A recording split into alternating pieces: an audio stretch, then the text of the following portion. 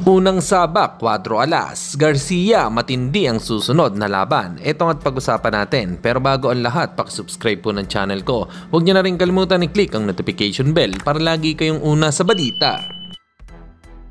Pag-usapan nga po natin mga kaboxing, binida naman ni Cuadro Alas, It's My Boy, ang kanilang first ever na promotion nila na tinawag na Cuadro Alas Promotion. Bakbakan sa Montalban. Maganda ito para sa kanilang simula.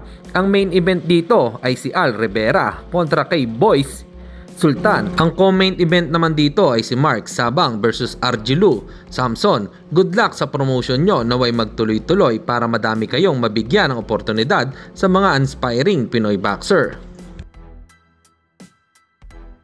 Samantalang WBA officially sanction Ryan Garcia versus Rolly Romero. Kung sino ang manalo sa dalawa ay si Jaron Boots Ennis ang magiging mandatory opponent. Marami naman ang nagsasabi na easy fight lang kay Garcia itong si Rolly Romero. Kaya ang magandang laban sa susunod ay si Ennis versus Garcia, parehas na magaling na boksingero na siguradong makakapagbigay ng entertainment sa mga manonood.